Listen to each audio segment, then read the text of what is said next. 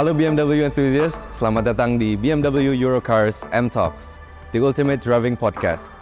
Ini adalah sebuah series yang akan membicarakan tentang seputaran BMW dan juga akan mengundang para narasumber untuk kita obrolin BMW sama-sama.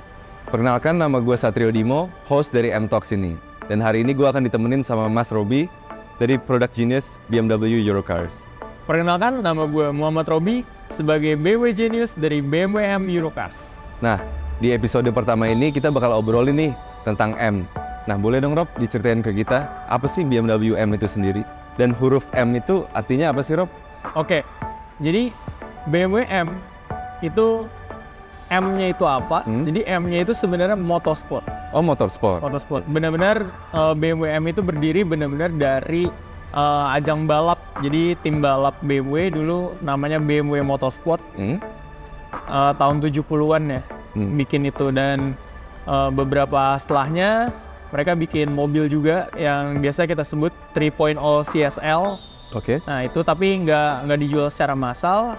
Lalu dari 3.0 CSL baru mereka bikin ada M1, ada M3 dan seterusnya, dan yang kita kenal sampai dengan saat ini. Jadi memang BMW M Motorsport itu memang dibuat emang untuk ajang balapan gitu Rob? Ajang balap pertama kali. Terus apa sih Rob yang membuat BMW M itu unik dan special? BMW M itu unik dan spesial selain dari segi tenaga dan dari segi look eksterior juga, kayak yang sebelah kita ini ada M4 CSL. Ini juga unik karena untuk varian regulernya BMW pada umumnya itu tidak ada yang eksteriornya segahar ini. Mungkin kita bisa bahas beberapa aspek kali ya yang membedakan BMW regular ke BMW M. Oke. Mungkin dari segi engineering dulu Rob. Dari segi engine-nya itu berbeda nggak sih Rob? Dari segi engine udah pasti beda ya. Dari M series sendiri dia biasa disebutnya M Twin Power Turbo. Sedangkan kalau misalnya di regular kita biasa sebut Twin Power Turbo aja.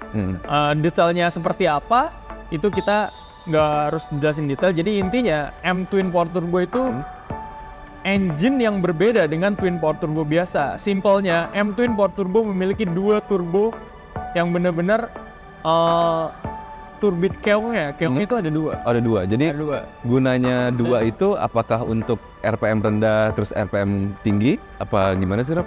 Itu RPM tinggi sih. RPM tinggi. RPM tinggi, dan sebenarnya nggak cuma turbonya aja dua, jadi sebenarnya ada juga yang namanya HPI atau High Precision Injection. Oh. Nah itu juga di M Twin Power Turbo itu ada dua. Jadi engine yang ada di BMW M ini itu biasa kita sebut, atau yang udah familiar juga sama mesin S seriesnya BMW. Jadi kalau yang seperti M4 CSL ini menggunakan mesin S58 kodenya.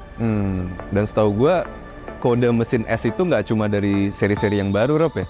Jadi seri-seri lama pun emang kodenya selalu S. Yes. Ada nggak di luar kode S untuk mesin M? Oke, untuk mesin BMW M sejauh ini tuh hanya ada kode mesin S saja. Oh. Mungkin terus setelah dari engine kita turun ke transmisi kali ya? Oke. Transmisi untuk di mobil-mobil M tuh menggunakan apa sih Rob? Mungkin kita kasih contoh M4 CSL yang ini. Oke, untuk M4 CSL yang ini dia udah pakai M Steptronic. Jadi balik lagi, setiap di BMW M itu ada penamaan sendiri, dan ini memang bukan cuma penamaan aja, jadi emang dia beda. Kayak contoh ini M Steptronic 8 speed with drive logic gitu. Dan ini yang jadi beda sama BMW regular. Sebenarnya BMW regular juga pakai kayak misalnya regular ini kan seri 4 lah. Oke. Seri 4 dia pakai 8 speed Steptronic, Sport Steptronic. Disebut Sport Steptronic karena punya pedal shift. Dan dia nggak ada drive logic. Jadi drive logic tuh apa? Sebenarnya dia kayak ada tombol di shifternya. Itu tombol kayak ada 3 pilihan. Jadi ada kayak misalnya low, medium, sama hard, dan itu beda-beda. Jadi dari mulai hentakannya itu teman-teman bisa rasain. Mungkin kalau misalnya ada yang udah pernah test drive M series yang terbaru, itu kalau drive logicnya di level yang barnya 3 atau biasa kita sebut hard, itu hentakannya emang beda banget sih.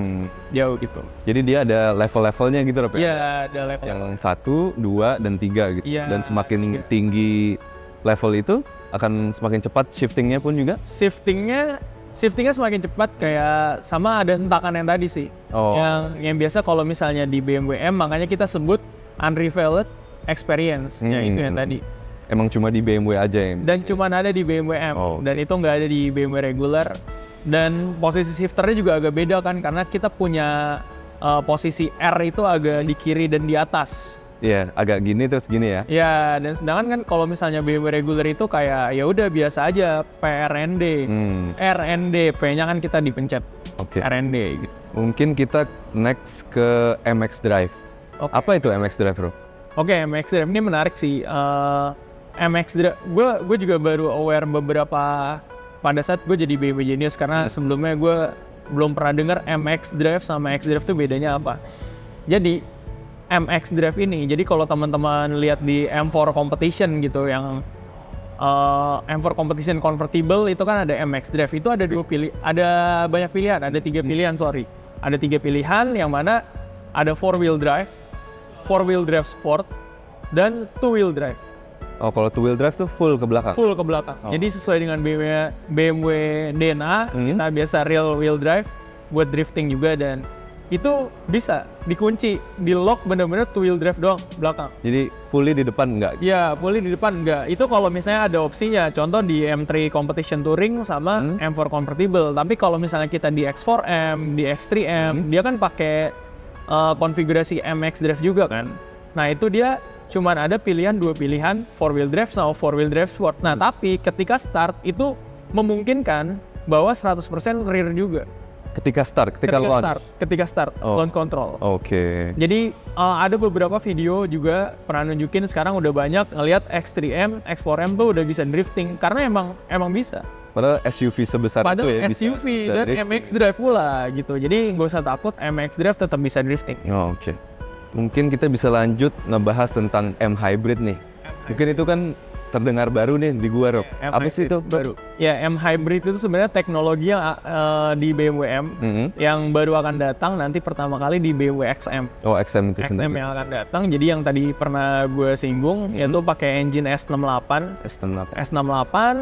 lalu dia pakai konfigurasi hybrid. Jadi bisa dicas juga, ada baterainya. Untuk lengkapnya gimana, kita nanti tunggu mobil itu launching. Spek baterainya yang masuk ke Indonesia tuh bakal seperti apa, dan intinya si BMW XM ini pakai konfigurasi M Hybrid memungkinkan kita bisa berjalan hybrid. Pilihannya ada hybrid yang mana full internal combustion engine itu nyala, jadi mesin petrolnya nyala, sama full elektriknya itu nyala. Jadi benar-benar duanya dikombinasiin, jadilah horsepower yang cukup gede juga, 600 lebih. Gitu. Dan bahkan ada yang 700 HP juga, kalau di luar tuh yang versi label red-nya. Nah, selain itu juga, kita juga bisa jalan full electric. Full electric ini ada aturannya, nggak... kalau saya lihat dari data yang di luar negeri, ngikutin spek yang di luar negeri, itu dia maksimum kecepatan 150 km per jam. Dan itu menggunakan apa? Full electric 150 km per jam, dan maksimum range-nya up to 80 km. Jadi setelah 80 km itu udah nggak bisa gitu? Iya, udah nggak bisa. Pasti internal combustion engine-nya nyala. Udah harus nyala untuk regenerate lagi, untuk ngecas lagi. Itu baru sih. Nanti kita bakal sama-sama lihat mobilnya. Nah, mungkin terus apa sih yang beda, Rob? Mungkin dari sisi display, terus juga dari sisi projection yang kita lihat ketika kita nyetir, dan juga mode-mode apa aja yang kita bisa pakai sih di BMW M? Di BMW M yang terutama paling ketara sih, kalau misalnya kita masuk 330 lah, taruhlah dari BMW regular 330i M Sport Pro, lalu kita masuk ke M3 Competition. Nah itu yang beda udah pasti di posisi setir dong. Setirnya mirip-mirip, cuman yang jadi beda dia ada tombol M1, M2. Yang sebelah kiri kanan itu, Rob, ya?